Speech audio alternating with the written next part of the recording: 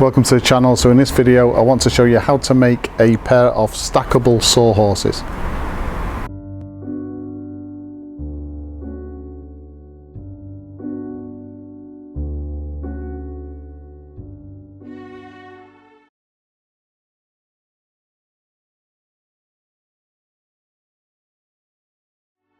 So normally when I've made these sawhorses in the past, I've cut angles in order to attach the legs. The method I'm going to show you today is by far the most simple method to produce a sawhorse that I'm aware of. It doesn't use any angles, just some straight cuts. So although I'm going to use a powered miter saw, you could quite easily make these particular sawhorses using a standard handsaw. So first thing, just a quick note on the wood that I'm using. So the sawhorse needs to be substantial enough to take some weight, but not too substantial that you find it difficult to pick it up. So I'm actually using studded wall timber. This is the cheapest timber that I've got access to, which is quite substantial and will easily do the job. And I think the rough dimensions are about 38 millimeters by 67 millimeters. I'm actually going to make the sawhorse around 79 centimeters high. So first job then is to measure and cut 79 centimeter lengths. I'm going to need 14 of those for these project, 7 lengths of wood for each sawhorse. So because I'm using a miter saw, I don't need a square to square the line off. If you're using a handsaw, obviously you'll need a square just to make sure that your cut is fairly accurate. Right, so the next step, each one of these sawhorses has what's called an I-beam top on it, which is basically just a capital I when you look at the profile.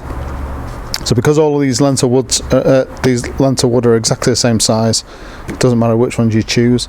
So we need 3 lengths of wood for each I-beam, and all I've done is I've measured the centre line widthways on 2 of them and marked a centre line down the end of the piece of wood on both ends. And then I've taken the 3rd piece of wood and I've measured the depth and a centre line across. So 2 when they lay on their side, 2 vertical, 1 horizontal. Once I've done that, I need to line up the length of wood with the marks that we've made. I'll just do it roughly to show you on the camera. So this is where this capital I profile comes from. Once I've done that, we'll make sure it's all square on both ends. I'm going to be drilling into this wood in order to create what I say is this I-beam. Try and be as accurate as you can with this, because the I-beam actually dictates or produces the angle for the legs, and obviously I'll show you that at the next step. So I've lined up and clamped the first piece down to create like a T profile.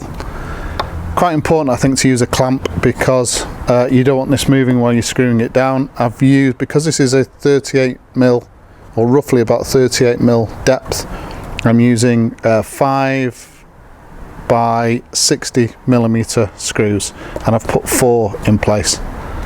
Next thing to do, unclamp it, turn upside down and put the other piece on and screw that down as well.